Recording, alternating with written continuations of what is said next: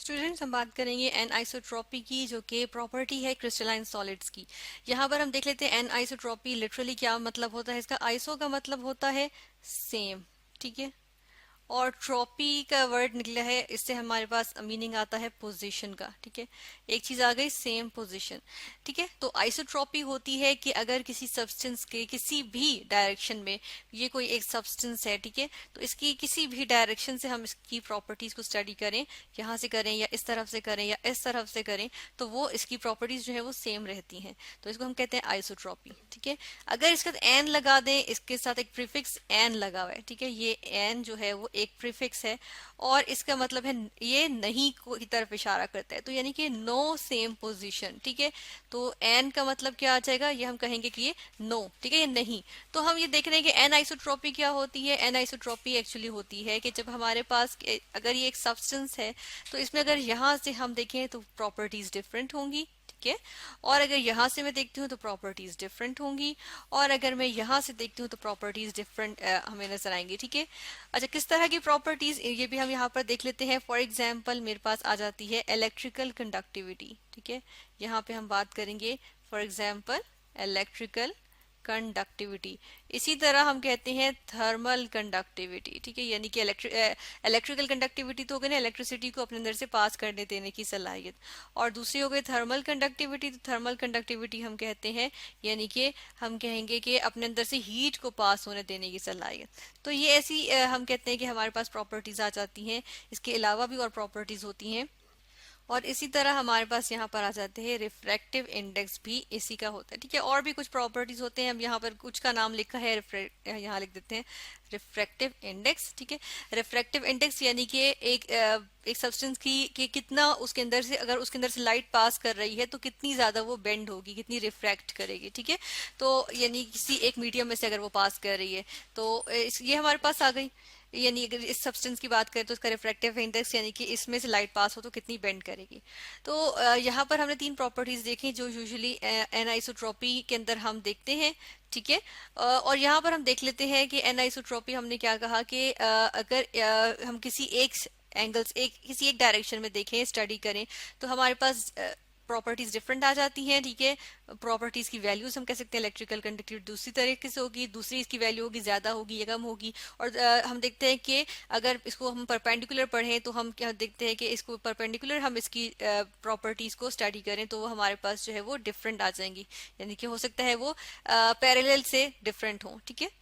फिर उसके बाद हम यहाँ पर देख लेते हैं इसको, इस तरह से हम देखेंगे कि अगर हमारे पास कोई एमॉर्फस सॉलिड हो। एमॉर्फस सॉलिड में देखें, अगर मेरे पास एक मॉर्फस सॉलिड है, ये एक कोई मेरे पास एमॉर्फस सॉलिड है, तो इसमें देखें इसमें क्या है, इसमें एटम्स किस तरह से होंगे, एक एटम यहाँ है, एक यहाँ है, एक यहाँ है, ठीक है। इस तरह से हैपहैजर्ड होंगे, कोई इनका पर्टिकुलर हम कहते हैं कि जी पैटर्न नहीं बना हुआ, ठीक है, इनका कोई पर्टिकुलर पैटर्न नहीं बना हुआ। तो ऐसी सूरत में होता क्या है, हम ये देखते हैं कि जो हमारे पास सारी डायरेक्शंस जो होती हैं वो सेम होती हैं, ठीक है, चाहे यहाँ से हो, चाहे यहाँ से हो, चाहे यहाँ से हो, ठीक है, ये सारी डायरेक्शन सेम होंगी। तो हम कहते हैं कि जो प्रॉपर्टीज होंगी वो किसी भी डायरेक्शन से स्टडी करें तो वो सेम ही होंगी, ठीक है। इसके बाद हम क्या करते हैं, यहाँ पर अब हम देखते हैं कि एक क्रिस्टल में, क्योंकि डेफिनेट हमारे पास पैटर्न आ जाता है, एटम्स की मॉलिक्यूल्स या आयंस की अरेंजमेंट जो है वो एक डेफिनेट पैटर्न में आ जाती है। फॉर एग्जाम्पल यहाँ पर हम सपोज कर रहे हैं कि ये एक क्रिस्टलाइन सॉलिड की हमारे पास एटम्स की अरेंजमेंट है। ब्लू और ग्रीन कलर के जो है ये दो टाइप के हमारे पास यहाँ पर एटम्स या मॉलिक्यूल या पार्टिकल्स आ गए हम कह लेते हैं, ठीक है।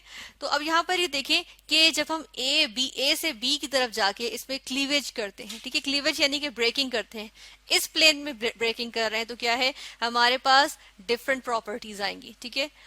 हम देख रहे हैं कि जी डिफरेंट क्लीवेज आएगी। जो आगे हमारे फेस जो आ जाएगा ना, जो फेस होगा वो देखिए वो किस तरह का होगा, एक फेस ये चीज ये होगा, ये एक फेस होगा हमारे पास, ठीक है, ये एक फेस आ गया। और दूसरा फेस हमारे पास कौन सा आ जाएगा, दूसरा फेस भी देख लेते हैं, दूसरा हमारे पास ये वाला फेस आ जाएगा, ठीक है, ये दूसरा फेस आ गया, ठीक है, इस तरह से ये आ जाएगा, ठीक है ना। तो ये हमारे पास आ जाएगी क्लीवेज की सूरत में, अगर हम ए टू बी के फॉर्म में क्लीवेज करते हैं, ठीक है। इसको थोड़ा सा डिस्टेंस पे रखेंगे और थोड़ा सा इसको ठीक कर लेते हैं। तो ये देखें यहाँ पर ये क्लीवेज हो गई कि ये जो है वो इस तरह से क्लीव हुआ है या फिर ब्रेक हुआ है, ठीक है। इसके बरक्स अगर हम यहाँ पर ये देखें कि अगर सी से डी की तरफ ब्रेकिंग होगी तो हमारे पास फेस डिफरेंट आएंगे, ठीक है। किस तरह से डिफरेंट आएंगे कि देखें अब ये वाला जो पार्ट है यहाँ पर हम इसको थोड़ा सा हाईलाइट करेंगे कि देखें ये वाला जो पार्ट है ये एक फेस बन जाएगा और ये वाला पार्ट जो है वो दूसरा फेस बन जाएगा, ठीक है।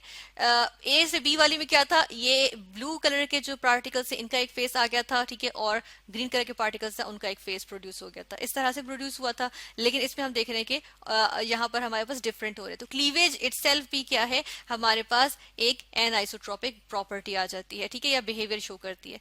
इसके बाद हम ये देखते हैं कि और भी प्रॉपर्टीज होती हैं, जिस तरह से हमने यहाँ पे बात की electrical conductivity, thermal conductivity, refractive index, ठीक है। तो रिफ्रैक्टिव इंडेक्स की अगर बात करें तो देखिए ये भी बिल्कुल इसी तरीके से होगा कि अगर मैं यहाँ से यहाँ हम देखते हैं, यहाँ मेंशन करती हूँ, अगर यहाँ से लाइट एंटर हो रही है, ठीक है, ये एयर थी, यहाँ पे एयर थी और ये अंदर ये सॉलिड है, तो जब लाइट यहाँ से पास कर रही है तो अंदर बेंड होगी, ठीक है। अब इस मॉलिक्यूल के इस पार्टिकल के बाद वो यहाँ पर बेंड हो सकती है, तो देखते हैं हम रिफ्रैक्टिव इंडेक्स डिफरेंट डायरेक्शंस में डिफरेंट होगा, ठीक है। इस तरह से हमारे पास आ जाएगा। यहाँ पर हम ग्रेफाइट का स्ट्रक्चर देख लेते हैं। ग्रेफाइट का स्ट्रक्चर देखें, ये ग्रेफाइट का स्ट्रक्चर है, इस पर देखें लेयर्स आ जाती हैं। एक ये रेड लेयर है हमारे पास, ठीक है, ये वाली एक रेड लेयर है और उसके बाद हमारे पास यहाँ पर एक ग्रीन लेयर मौजूद है, ठीक है।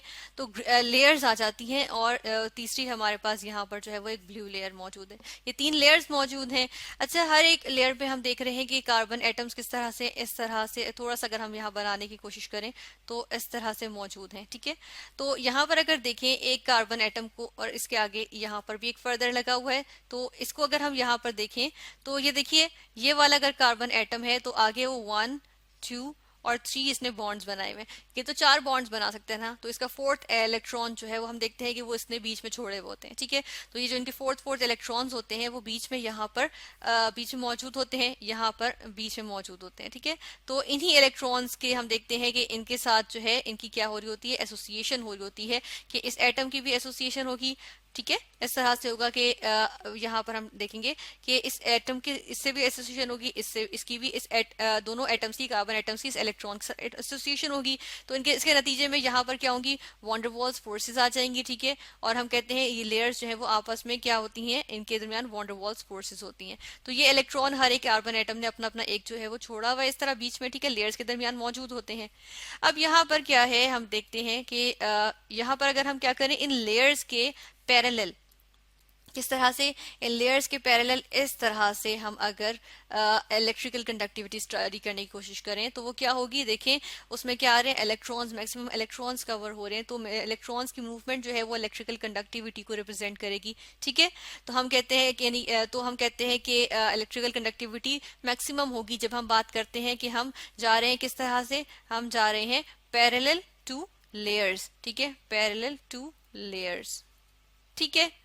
जबकि इसके बरक्स हम देखते हैं कि अगर हम जा रहे हैं परपेंडिकुलर, इस तरह से अगर हम देखें, अगर हम इस तरह से स्टडी करना चाहें, ठीक है, इस तरह से अगर मैं इस तरह से इसकी प्रॉपर्टीज को स्टडी कर रही हूँ तो देखिए इसमें लीस्ट इलेक्ट्रॉन्स जो है वो कवर हो रहे हैं, ठीक है। तो यानी कि इस तरह से अगर हम देखें तो ये हमारे पास क्या है, ये परपेंडिकुलर है, ठीक है। यहाँ पर हम लिखेंगे परपेंडिकुलर टू लेयर्स, ठीक है। तो इसमें देखिए इलेक्ट्रॉन्स कितने कम कवर हो रहे हैं। तो इस तरह से अगर हम इलेक्ट्रिकल कंडक्टिविटी को स्टडी करें तो वो हमारे पास क्या होगी, वो कम आएगी, ठीक है, उसकी वैल्यू कम आएगी। तो इस तरह से हमने यहाँ पर देखा कि एनआइसोट्रॉपी क्या होती है, कि एक क्रिस्टलाइन सॉलिड में, क्योंकि ग्रेफाइट भी क्रिस्टलाइन सॉलिड था, ठीक है, और क्रिस्टलाइन फॉर्म ऑफ कार्बन थी बेसिकली, और इसी तरह क्रिस्टलाइन सॉलिड जो यहाँ हमने सपोज किया, ठीक है। तो इनमें हम देखते हैं कि क्रिस्टलाइन सॉलिड्स की यानी कि मोस्ट ऑफ देम शो करते हैं एनआइसोट्रॉपी की प्रॉपर्टी, जिसमें हम कहते हैं कि एन मतलब नो, आइसो मतलब सेम, ट्रॉपी पोजीशन के सेम के अगर सेम पोजीशन पे हम देखते हैं कि जी यहाँ पर एक डिफरेंट पोजीशंस चेंज करते हुए हमारे पास जो प्रॉपर्टीज होती है वो सेम नहीं रहती हैं, ठीक है।